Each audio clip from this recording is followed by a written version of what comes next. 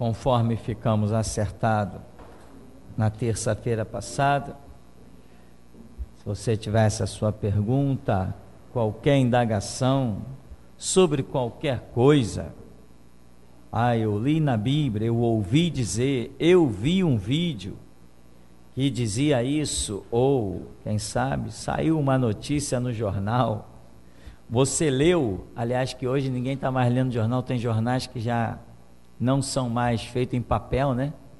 Agora já tem jornal que você tem que fazer assinatura para receber online, mas sei lá, às vezes você ouviu alguma coisa, despertou interesse, tem alguma dúvida, quero saber se aqui também nossos irmãos da internet ficarem à vontade.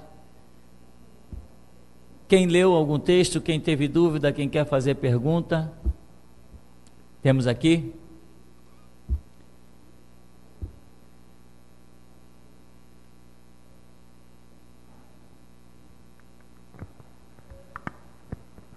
Pastor, queria saber se eu podia esclarecer, não sei se já foi ouvido falado em pregações anteriores, pelo menos eu não consegui recordar, é aquela passagem ali que fala de Mical ali, quando ela pega um ídolo do lar, esconde sobre a coberta para mostrar que era Davi ali, para fingir que era Davi, e inclusive eu procurei em várias versões, sempre bota estátua, ídolo, e a King James chega a dizer que era o ídolo conforme cria a sua família. E isso surgiu como idolatria, assim como ídolo. Eu queria saber se eu podia explicar ou se não é nada disso.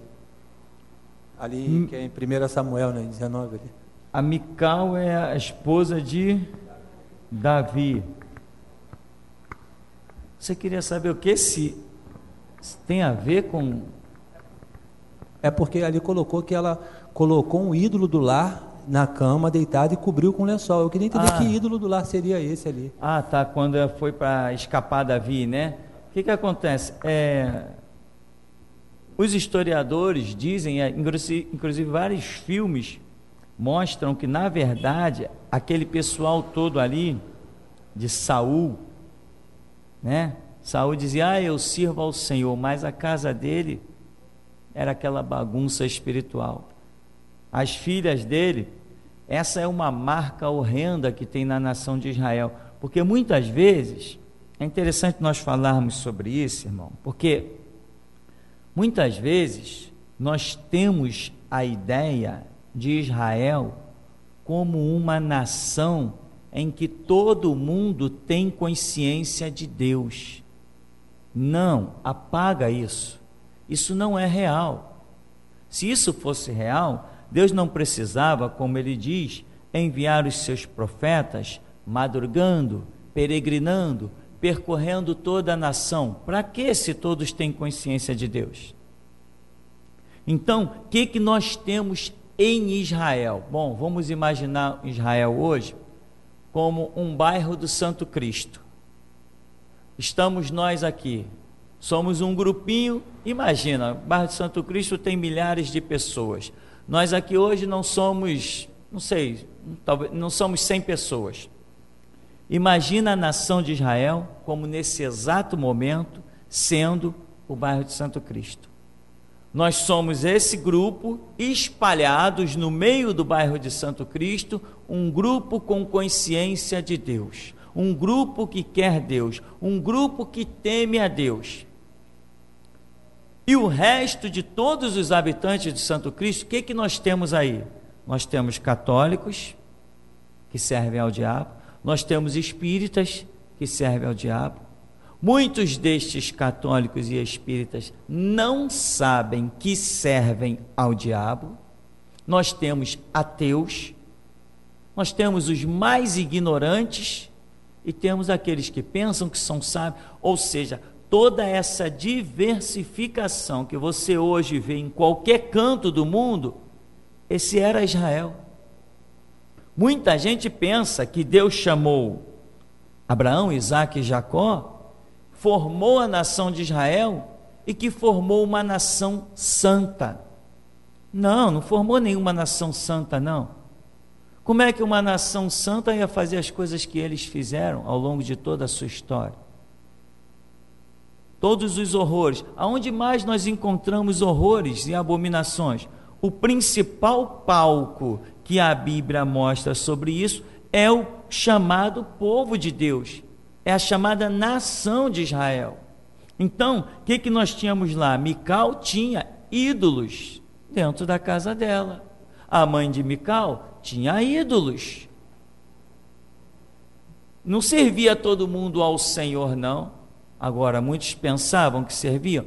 Pensavam, achavam que não tinha nada demais um ídolozinho para fazer as suas preces, para pedir um marido, que era o que mais acontecia naquela época. Achava. Existiu sempre uma luta de Deus tentando purificar a sua nação. Isso é constante. No tempo de Jeremias, por que Jeremias está pregando? Por que o juízo está vindo? Por que o castigo está chegando? Só por causa daquelas coisas que Jeremias fala quando ele está na porta do templo? Alguns adultérios, mentiras, um desprezo ao órfão e à viúva, era só aquilo para todo aquele juízo? Só aquilo para Deus fazer aquele horror que fez, mandando Babilônia destruir tudo? Não, irmão, não. Há um historiador, inclusive, que mostra que dentro do palácio de onde o rei governava, existiam estátuas de ídolos. Então, veja, o que Mical faz? Ela precisa de alguma coisa para botar na cama para fingir que é Davi. O que ela achou? Ela achou o ídolo, pegou o ídolo e colocou lá. Então, fique bem claro que o título de nação santa era um projeto de Deus. Israel, como nação santa, nunca existiu, nem por um dia. Israel, como nação santa, uma totalidade, isso nunca existiu, nem por um dia. Então, esse negócio de ídolos era uma coisa constante. Não teve um caso, a mulher de Jacó, né? Que roubou os ídolos do seu pai, morava distante, mas era parente. Ele não era parente de Isaac? Não era? Era parente próximo. Não tiveram conhecimento do mesmo Deus? Tiveram, e como tiveram? Abraão, Isaac, Labão que chamava, né? Labão é parente próximo. Labão é o que de Isaac? Hã? Irmão de Rebeca. Eles tomaram conhecimento, mas Labão tinha uma montoeira de ídolos. Eles chamavam naquela época ídolos do lar. É como hoje você entra em algumas casas e tem aquelas casinhas do tal do Jorge, Bastião e por aí, Companhia Limitada. Então, a idolatria ali é constante e Mical usa uma estátua daquela para encobrir a fuga de Davi. Se isso aí tem alguma simbologia, algum significado mais específico, só quando Deus mostra, né? Quando Deus nos esclarece, alguma coisa assim bate, porque veja bem, irmão, outra coisa importante a ser falada. Não tente na sua memória realizar uma tradução, tá? Afaste da sua memória a palavra tradução. Tradução é o que você faz. Revelação é o que Deus te dá, sem você fazer. Revelação é algo que é exclusivo, como um sopro de Deus na mente humana. Algo que você não está vendo, não está pensando, não está imaginando, nunca ouviu falar, não faz a mínima ideia de que possa existir, e de repente aquilo, do nada, se autotraduz na sua mente e no seu entendimento, de forma tão arraigada que você é capaz de morrer por aquilo. Isto se chama revelação. Não é tradução e não é dedução. Você deduz que Cristo Jesus ressuscitou ao terceiro dia? Quantos já leram o Evangelho e diz história de maluco? Quantos já leram que Cristo Jesus morreu pelo pecado da humanidade, que é o Filho de Deus, que ao terceiro dia ressuscitou e são ateus? Quantos leem a Bíblia constantemente para zombar do cristianismo e dizer que não há Deus? Então você não crê em Deus porque leu a Bíblia. Senão eles também creriam. Não é só isso que te levou a crer na Bíblia. Não foi uma tradução da sua mente. Eu estou lendo aqui o Evangelho, eu consigo entender, eu deduzo então que... Não, isso não funciona na igreja. Senão eu posso colocar o Espírito Santo de lado. Se eu posso deduzir as coisas, não será o Espírito Santo que vai me guiar em toda a verdade. Eu deduzo por mim mesmo. Não, nós não temos capacidade de deduzir os caminhos espirituais. Nós precisamos receber uma revelação. Então, quando nós queremos achar uma simbologia, ou a gente tem uma visão, ou temos um sonho, essas coisas nós não podemos traduzir. Irmão, tentar traduzir algo espiritual é assinar sentença de burro e de morte. Acredita no que eu estou te dizendo. Não porque teve um sonho, então eu concluo que o sonho signifique, concluiu, aproveita e compra um mausoléu, porque tu está indo a caminho de morte.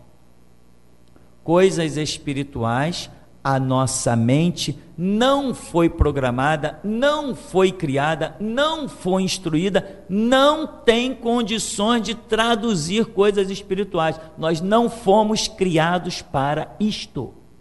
Não temos esta capacidade. Eu posso estudar medicina e posso fazer o milagre da cura pela medicina. Eu posso estudar as ervas e criar um remédio e salvar vidas. Está aí os antibióticos, quem vai questionar isso?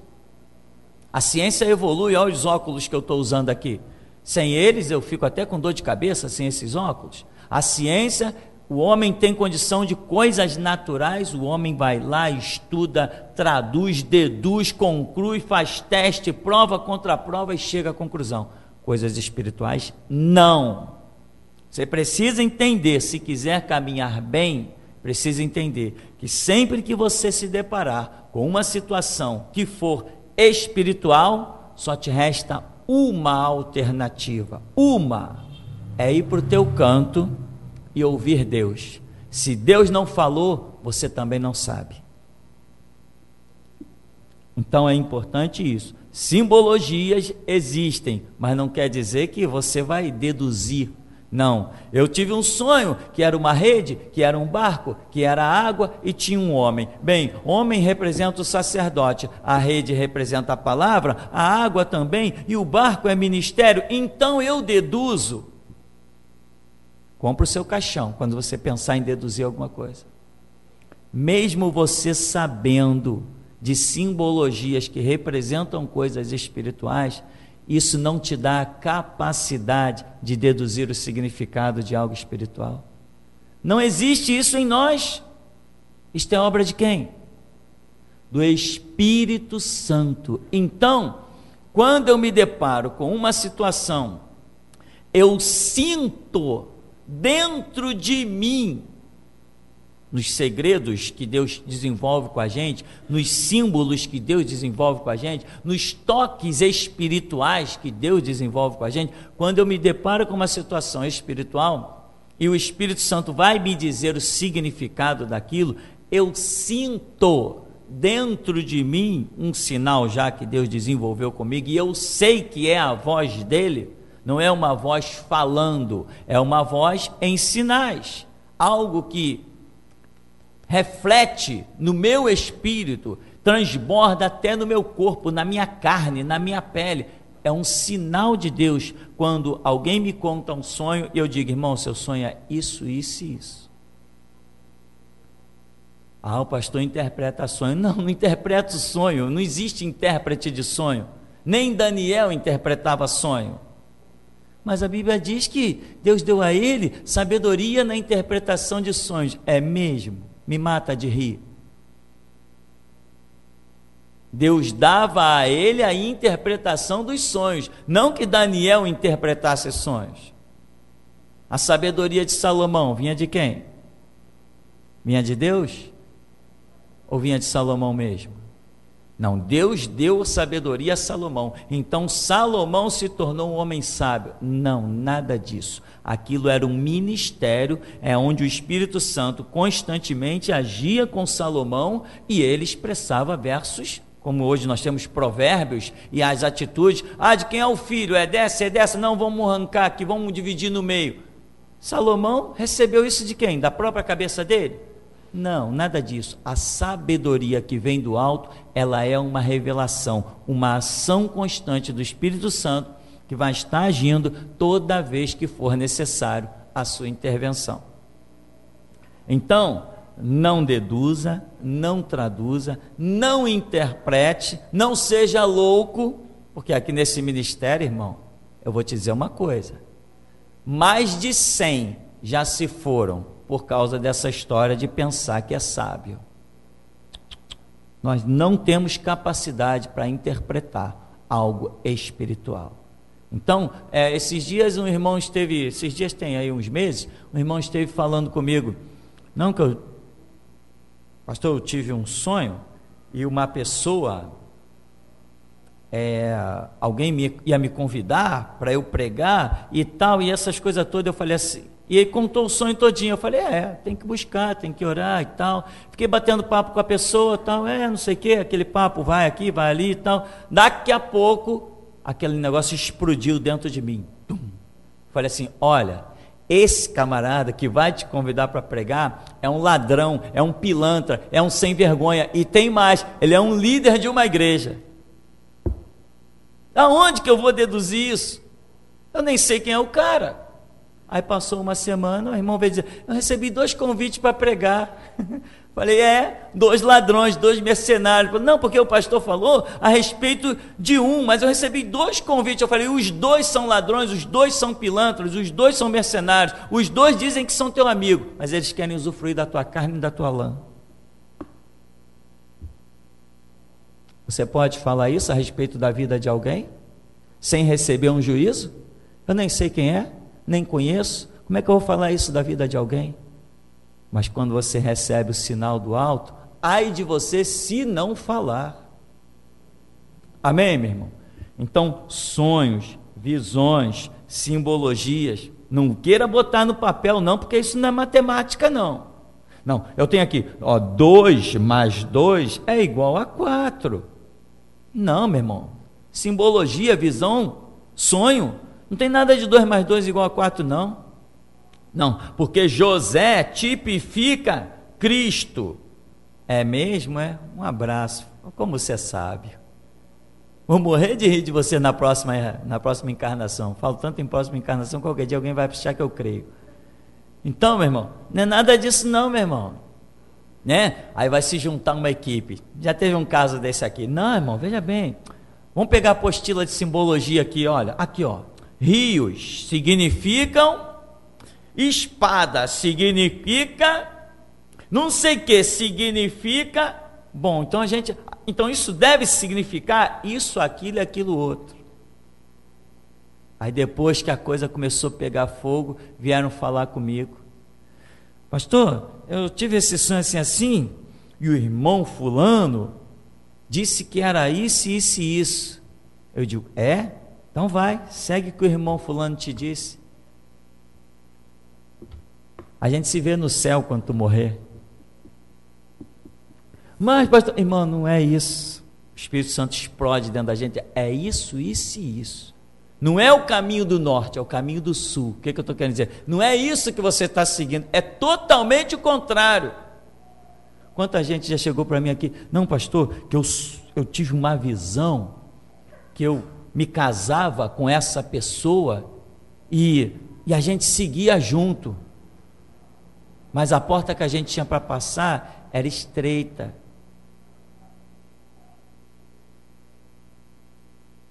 Passava junto? Não conseguia passar junto. Então, precisa de mais alguma coisa? Não vai sobreviver. Mas chegava junto diante da porta, mas passava? Não passava.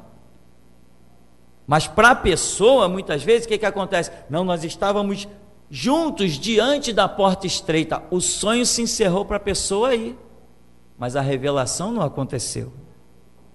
Está diante de uma porta estreita, está diante do caminho do Evangelho. Fato. Mas só que Deus não deu para a pessoa todo o entendimento. Deu para mim. Eu não sonhei, eu não vi nada, mas eu sabia o significado. Então, meu irmão, simbologias, passagens bíblicas, isso não é matemático. Profecia é aquilo que você recebe um discernimento espiritual e não pode concluir, você não pode deduzir, você tem que receber o significado, você não pode concluir o significado. Se você tentar concluir, esteja certo, com absoluta convicção, que você está errado, está traçando um caminho complicado para a sua vida. Alguém mais?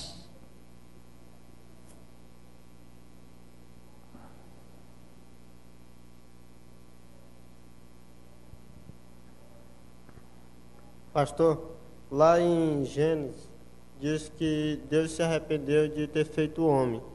E lá em Números, ele diz que não é homem para que minta, nem filho do homem para que se arrependa. E lá em Jeremias, ele diz que está cansado de se arrepender.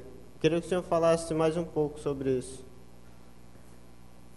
O que acontece lá Deus não é homem, né? Deus não é homem para que minta, nem filho de homem para que se arrependa. E a outra passagem, como é que diz a outra passagem?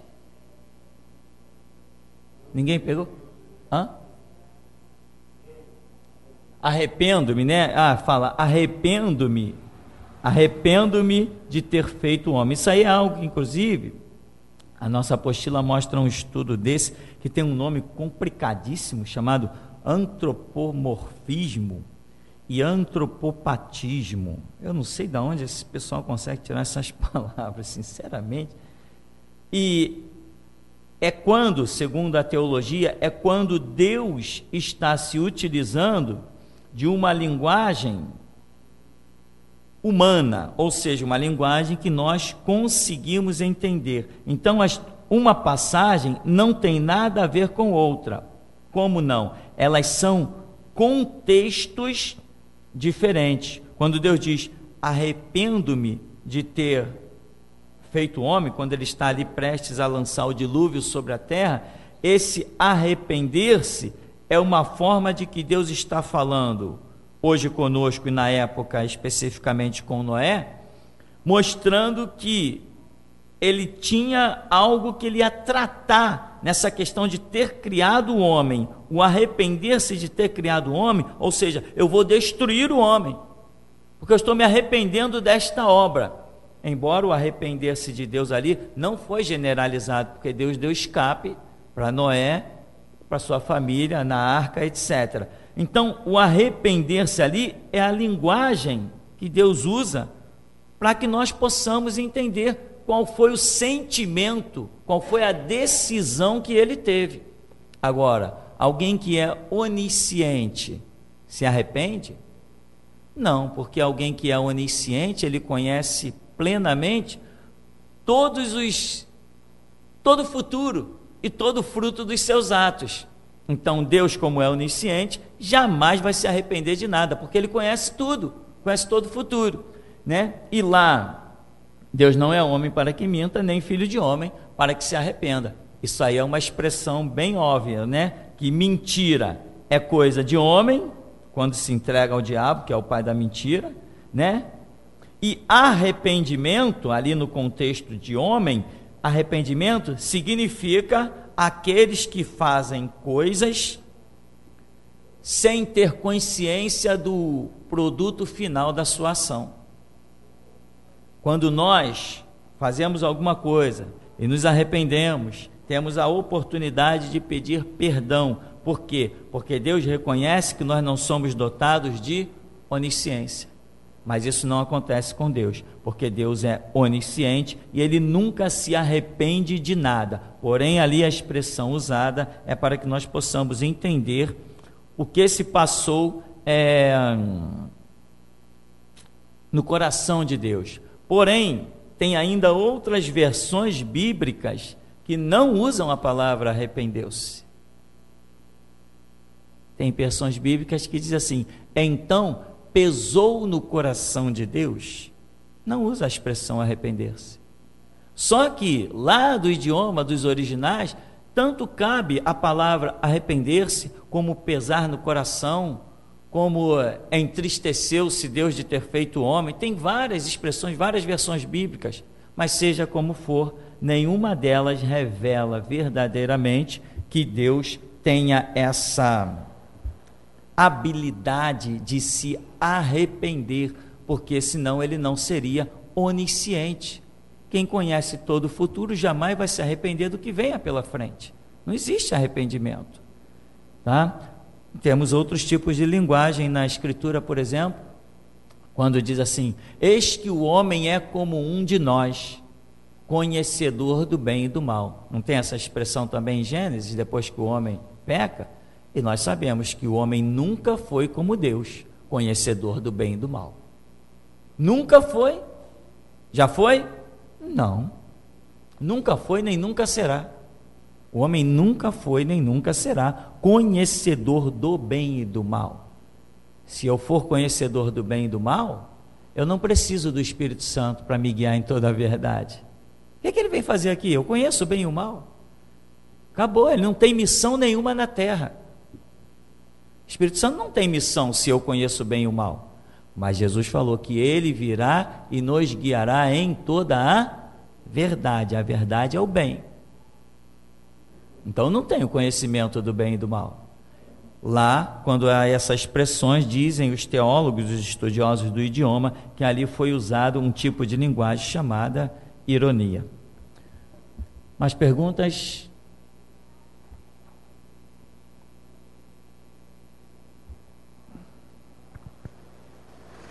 Oi, pastor, é sobre uma dúvida.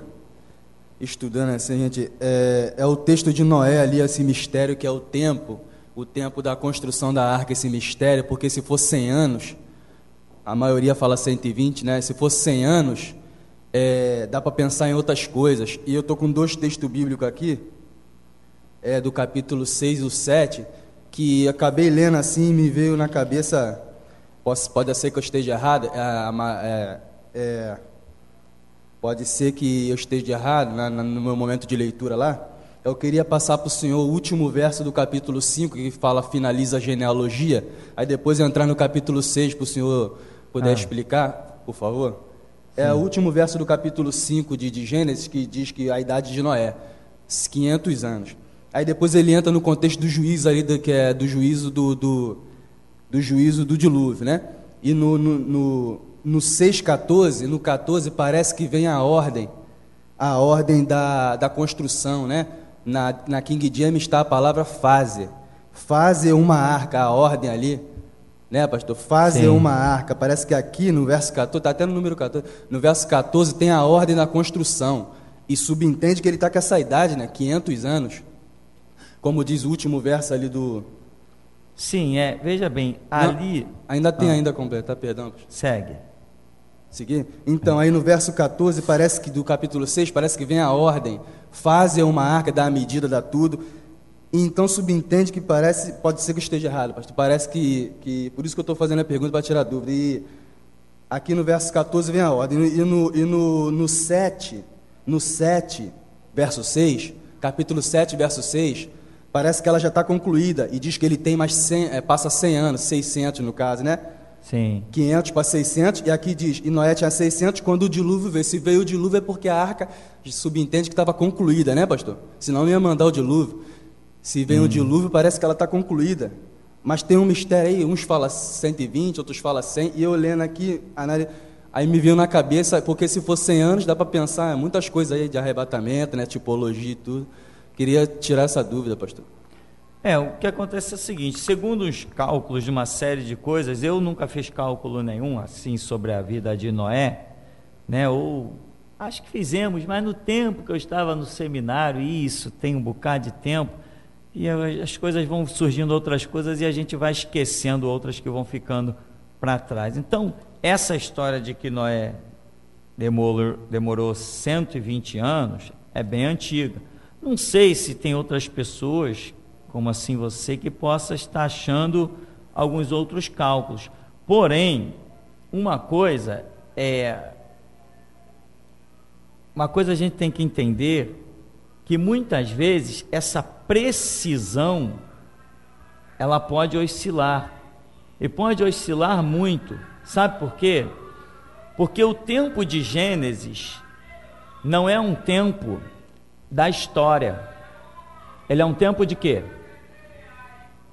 Ele é um tempo da pré-história. O tempo de Gênesis é um tempo que não existe pergaminho, não existe formas de escrita, não existe. O tempo de Noé não tem nenhuma forma de escrita. Então, essa oscilação de datas, bom, se no tempo que já tinha escrita, que era quando Roma estava no poder, nós temos problemas horríveis de calendário daquela época para cá, imaginam num tempo de Noé, no tempo em que essa arca foi ser construída. Então, essa precisão, realmente, os historiadores jogam uma ideia, mas essa ideia de 120 anos, ou 100 anos, seja como for, o que gira em torno disso, isso pode ter uma oscilação muito grande. Então, nós, com o que nós temos em mãos somente, nós não conseguimos concluir muitas coisas. Por exemplo, há quanto tempo o homem está sobre a terra? A ciência diz que são bilhões de anos. Loucura! Loucura! O homem há bilhões de anos na terra, você estaria que nem o trem das 5 da Central. Não podia levantar um pé porque não ia ter onde botar, meu irmão. Que homem há bilhões de anos sobre a terra? O censo de 1970 era quantos brasileiros? 20 milhões. Hoje quantos somos? 200 milhões de brasileiros. Em algumas décadas, nós subimos 180 milhões. Em algumas décadas. Você já pensou se a humanidade estivesse sobre a Terra há bilhões de anos, como diz a ciência? Loucura, não tem sentido, não tem lógica, não tem razão de existir essa tese. O que acontece? Nós não temos aqui um período de história bem registrada.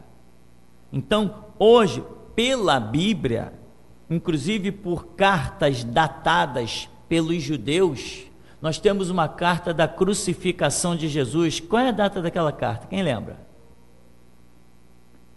Quando Roma, eu já botei essa carta até na internet, quando Roma crucifica Jesus Cristo, diz que é o ano 4187, de quê? Da criação. Ali, quando Jesus está sendo crucificado, é o ano 4187 da criação. Essa questão de calendário é complicada. E, particularmente, para mim é impossível acreditar que o homem há bilhões de anos está sobre a Terra.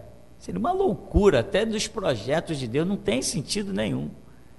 Então, irmão, veja, quando o assunto é data, tem que tomar muito cuidado, tem que pesquisar, mas não pesquise achando que vai concluir, porque se nós temos um tempo chamado pré-história, significa que é um tempo sem registro. Se não tem registro, você vai se basear em quê? Aí vem a arqueologia e descobre lá um tal de carbono não sei o que, é um líquido que eles jogam em cima de um osso e dali a tanto tempo chega à conclusão, pela deteriorização daquele osso que recebeu aquele líquido, então eles chegam à conclusão louca e absurda que aquele osso tem tantos milhões de anos. Aí eu estava lendo um relato dos arqueólogos, eles dizem, bom, esse osso tem tantos milhões de anos, mas pode ter 200 mil anos de erro para cima ou 200 mil anos de erro para baixo. Ora, faça-me um favor. Você entende o que são datas na Escritura? Por isso que a Bíblia não é um livro histórico somente. A Bíblia é um livro profético. E os sábios discernirão o tempo e o modo. O espiritual, as coisas espirituais, elas são discernidas espiritualmente. Qual a data da volta de Jesus? Mas espiritualmente você não tem discernido que está muito próximo. Então nós não vamos nos prender, especificamente a questões de datas, porque isso é realmente complicado. Eu estava lendo há poucos dias sobre o livro de Jó, e tem teólogos que dizem que o livro de Jó foi escrito por Moisés no tempo em que ele esteve vivendo entre os midianitas. Já outros livros dizem que um tal de Iude escreveu, judeu, escreveu o livro de Jó. Afirma, inclusive a Bíblia King James, afirma que quem escreveu o livro de Jó foi um tal de Iude, se não me falha a memória. Já outros livros, bem mais avançados, revelam que, bem mais antigos, revelam que Moisés escreveu o livro de Jó quando esteve entre os midianitas. Então essa questão de data, locais, essas coisas, arqueologia, essas pesquisas mais profundas, é um pouco complicado para a gente, tá? Agora, se você achar outra coisa, importante, como o irmão falou, será que tem alguma simbologia? Irmão, eu vou te perguntar na Bíblia, aonde tem uma simbologia? Onde é que tem uma simbologia na Bíblia? Uma simbologia na Bíblia, ela só existe em todo aquele lugar aonde Deus te apontar. Aqui, tem uma simbologia. Se Deus não te apontar, não tem nada ali. Quando Deus te aponta, você pode provar. Porque quando Deus ensina, tem coisas que não, Tem coisas que Deus só ensina para você e não te dá nem capacidade de passar aquilo adiante, porque Deus tem segredos e tem coisas que Ele quer falar só com alguns, não quer falar com todos. E ponto final, e acabou-se a história, Ao invés de levar 12 discípulos para o Monte da Transfiguração, Ele quis levar só 3. Por acaso depois os outros discípulos, sem ser Pedro, Tiago e João, poderiam dizer que viram Jesus transfigurado? Poderiam dizer que ouviram a voz, que viram Elias, que viram Moisés? Não. Tem coisas que são para aqueles e acabou a história. Então, irmão, aonde tem uma simbologia? Aonde Deus me disser que tem. Senão eu começo a querer concluir simbologia em tudo. Esse é um perigo, eu não posso. Eu não posso dizer, aqui tem uma simbologia, porque eu estou vendo o número 7, eu estou vendo isso, eu estou vendo aquilo. Não, às vezes tem tudo aquilo e não tem nenhuma simbologia, é apenas um fato.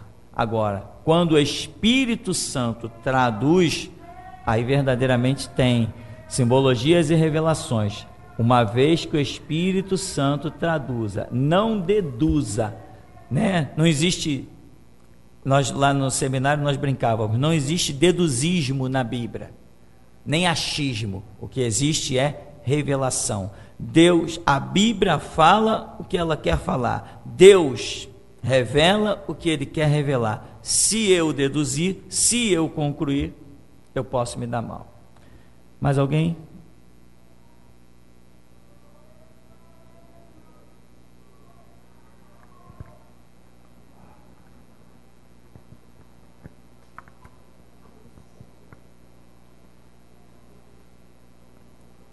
Chegou. Boa noite, pastor. Na verdade, são 2 perguntas dentro do mesmo contexto, mas vou fazer uma por vez. A primeira pergunta é: o senhor, há pouco tempo atrás, alguns meses atrás, comentou que após a partida do senhor, que a restauração dormiria por um curto período de tempo, né? E logo após viria o grito da meia-noite. Então nós podemos entender que aquele que não estiver preparado para ser o grito da meia-noite continuará dormindo, junto com na simbologia de Mateus 25, das 10 virgens? O que acontece? Deus trata com a humanidade através de dispensações. A dispensação é um período de tempo que ele é histórico, como é espiritual, obviamente.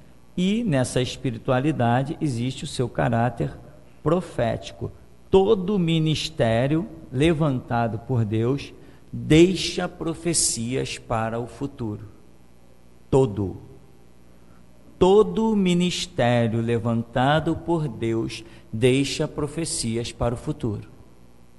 O Novo Testamento está profetizado no Antigo. Amém?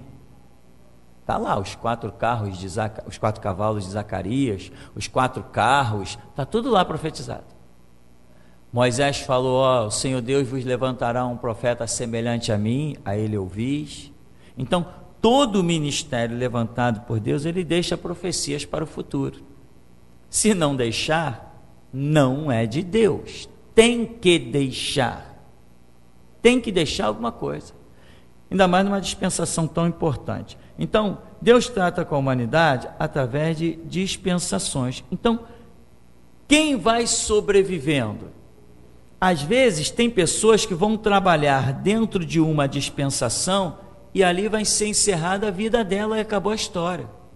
Tem outras, porém, que não. Elas vão ser chamadas por Deus em uma fase, em uma dispensação, e depois elas passarão a uma segunda dispensação. E sabe-se lá dos projetos de Deus, podem passar até uma terceira, conforme o tempo de vida que Deus dê a cada um, conforme Deus trate com cada um, em qual momento Deus chama cada um.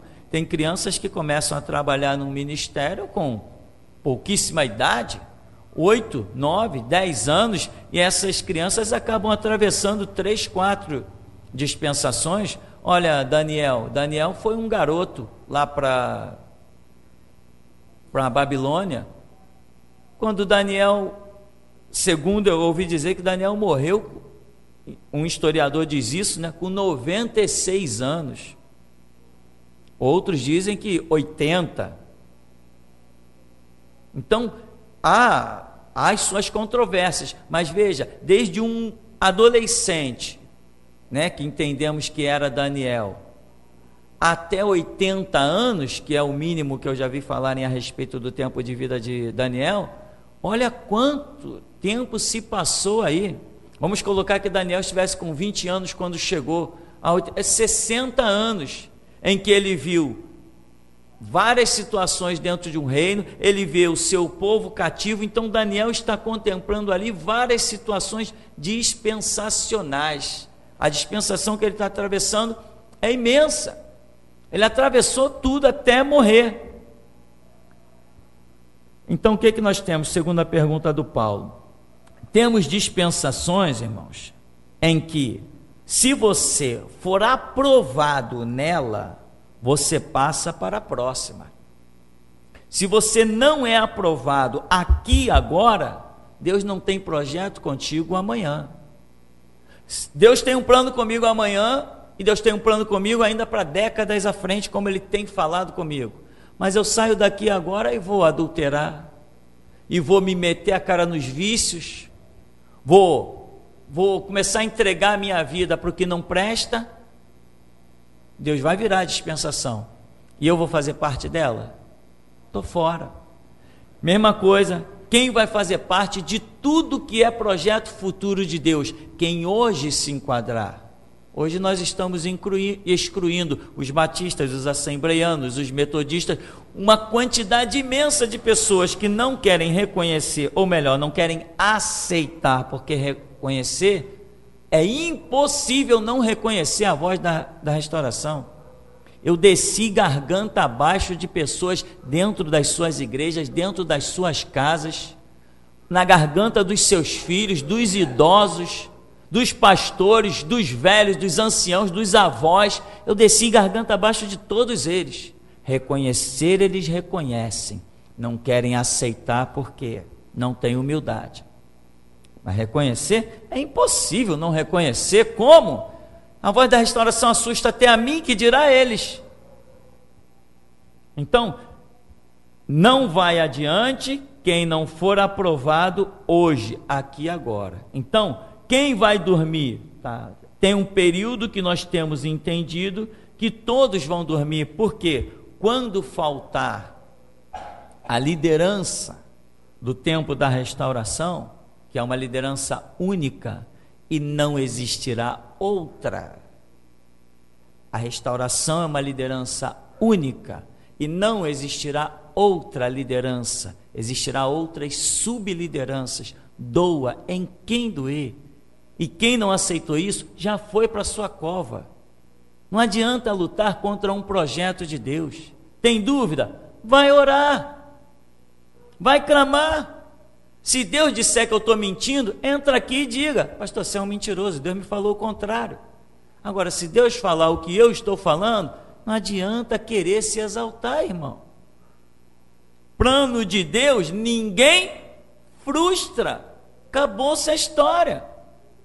E tem mais, esse ministério aqui tem a função de reconhecer os moveres do Espírito Santo. Quando eu disser, irmão, esquece teu projeto, joga ele no lixo, porque tu está cavando a tua sepultura. Essa dispensação, restauração, esse chamado ministerial, não é o que se conheceu, que ficou aí para trás, não. Isso aqui é coisa muito séria. Então, pessoas não reconhecem, não vão adiante. E isso vai acontecer o quê? Vem um período aí que eu vou sair e as pessoas vão, caramba, ficou sem liderança. Não, não ficou sem liderança. Não é bem essa a realidade. É um período de tempo curto, como se Jesus estivesse sepultado e os discípulos desorientados. Mas o terceiro dia vai chegar. E quando o terceiro dia chegar, ele vai encontrar aqueles que não se entregaram. Aqueles que, não, tudo aquilo que foi ouvido, não, os projetos, cara, não, alguma coisa tem que acontecer. Eu vou para a porta do túmulo, porque ele vai ressuscitar. Não eu, né, irmão? Por favor. O projeto de Deus vai ressuscitar.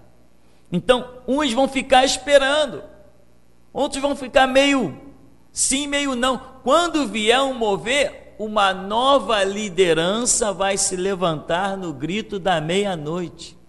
E todos aqueles que estavam aguardando vão reconhecer. E a força vai vir 1 milhão de vezes mais forte, irmão. É isso que vai acontecer. Mas quem negligenciou a restauração não vai ter forças para esperar o grito da meia-noite. Não vai ter forças. O grito da meia-noite será um povo que, quando abrir a boca, vai sair livros e mais livros da Bíblia. Será um povo com uma sabedoria, com um conhecimento jamais visto sobre a terra. Nem Israel, nem Daniel, nem José, nem Moisés, nem Abraão, nem Isaac, nem Jacó. Ninguém jamais na história da humanidade vai se assemelhar ao conhecimento que terá o grito da meia-noite. Por isso eles serão o grito da meia-noite. O povo de maior unção jamais vista sobre a humanidade. Nem Moisés teve essa unção, nem José, nem Abraão, nem Elias, nem Eliseu, ninguém. A unção do grito da meia-noite, ela vai ser uma coisa absurda. Sabe por quê? Porque o conhecimento desse povo será absurdo. O que vai levar esse povo a morrer pela causa? É o conhecimento. Ou você morreria por uma causa a respeito da qual você não tem conhecimento? Ninguém morre por uma causa a respeito da qual não tem conhecimento. Ninguém é louco. Esta é a força do grito da meia-noite, o conhecimento da causa. Quem hoje está negligenciando, está aí no processo de seleção.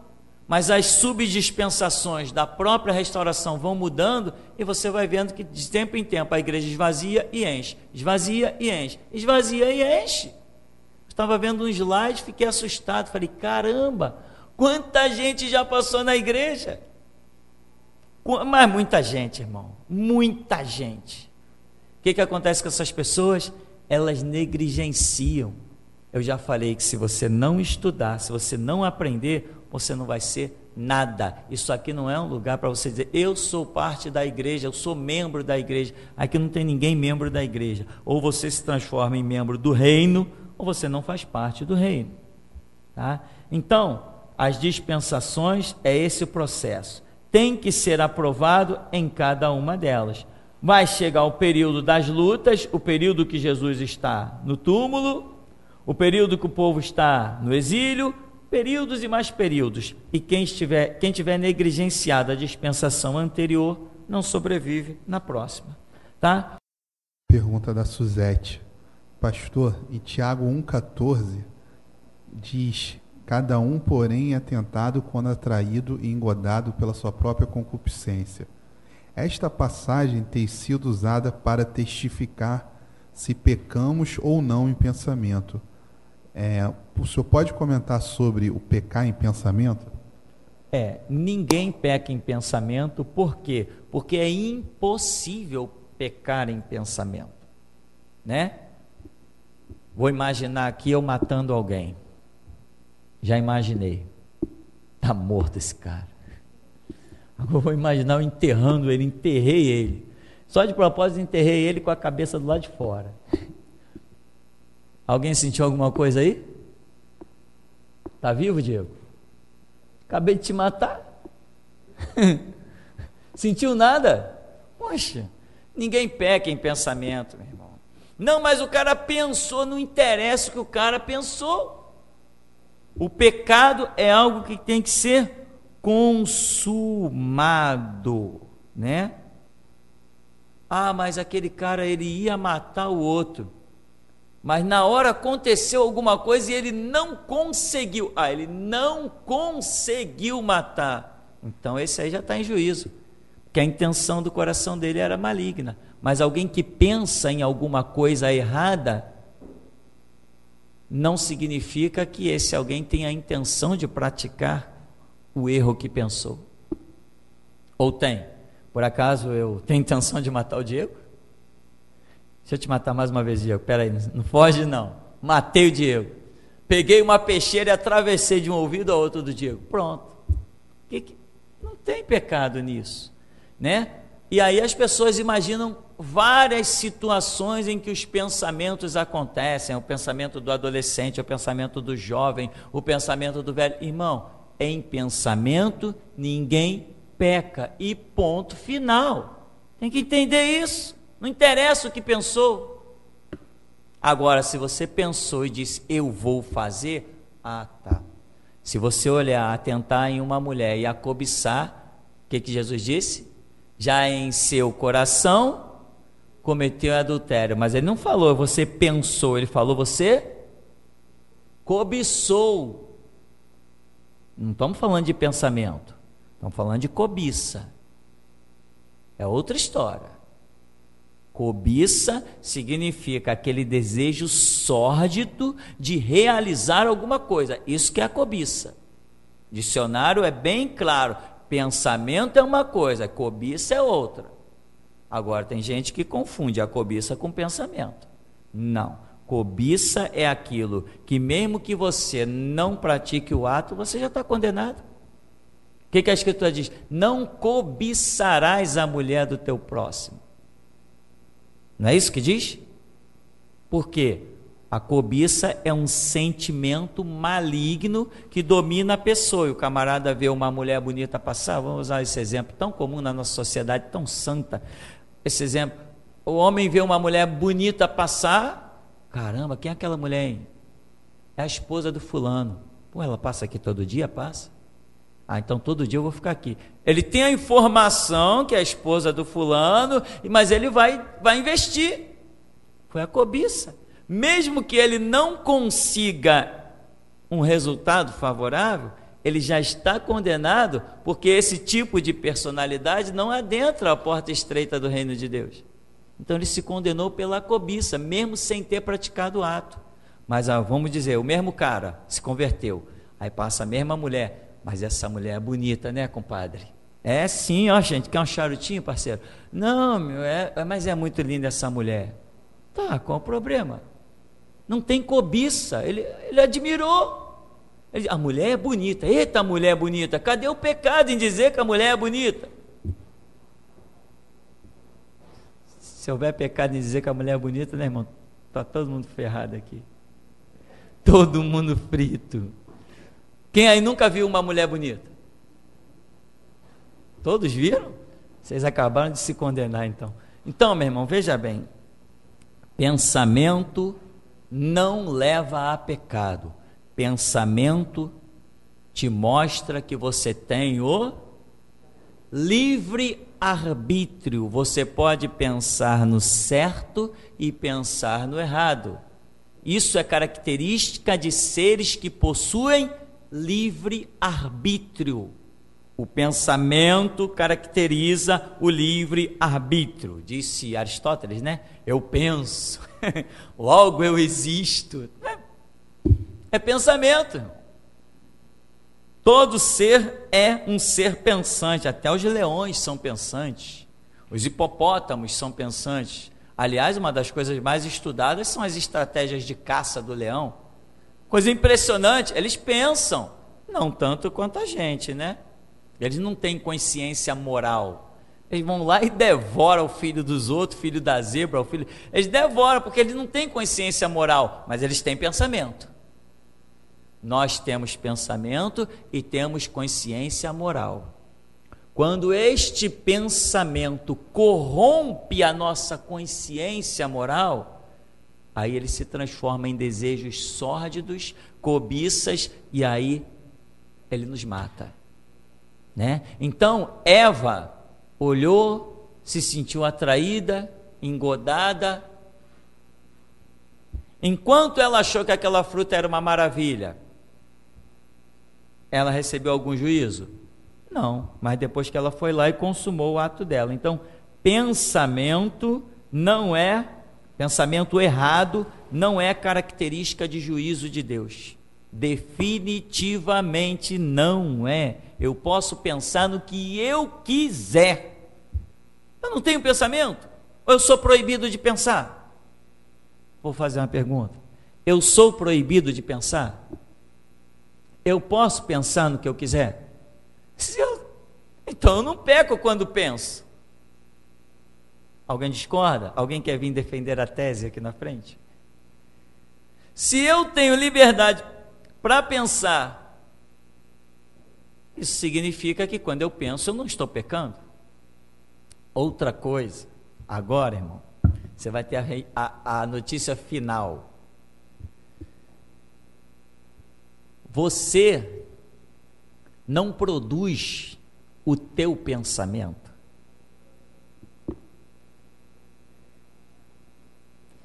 Tem algum teólogo que quer combater a minha tese? Você não produz o teu pensamento. Você que pensa que produz.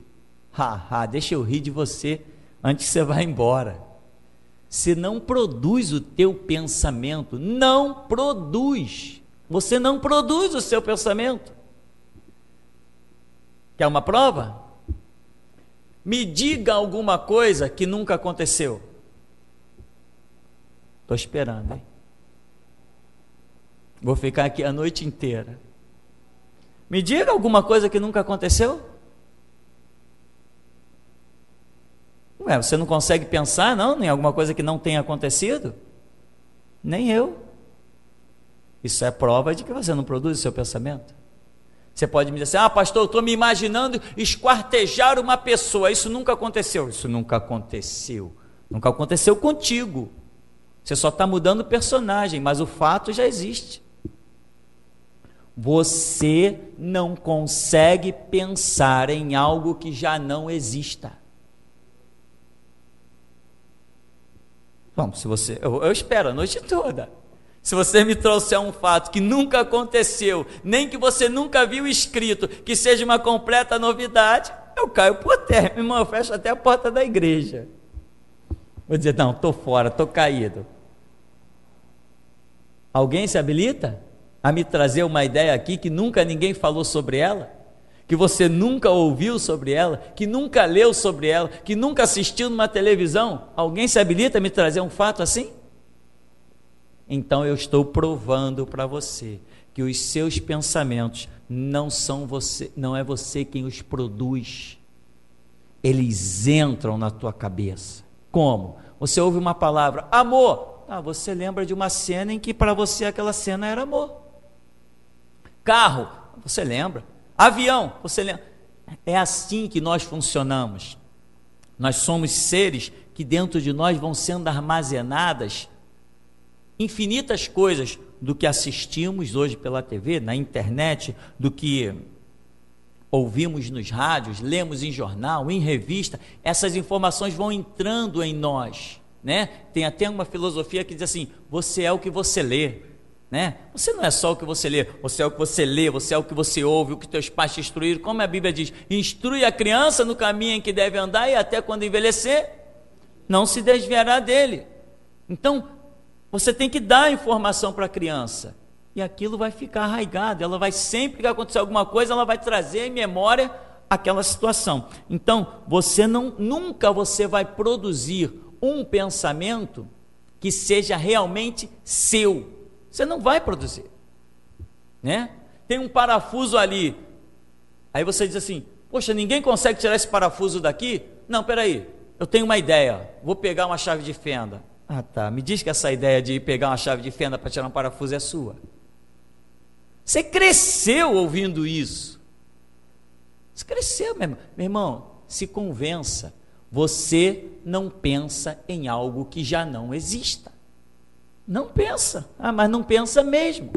Tudo que você pensa é algo que já aconteceu. Já chegou ao seu entendimento, ao seu conhecimento. Então eu te provo, desta forma também, que os seus pensamentos não podem ser classificados como pecado. De forma alguma. Não é pecado pensar, é pecado realizar um ato. Ou, quando este ato é maligno e você quer realizar, alguma coisa te impede, mas você tinha a intenção de realizar uma maldade, então você se condenou pela sua intenção, não pelo pensamento. Pensar em algo é fato, e ter a intenção de realizar é diferente, ou não é? Hein? Não é diferente? Eu posso pensar em algo, posso pensar, mas não tenho intenção de realizar, né? Então essa é a realidade, ninguém peca em pensamento.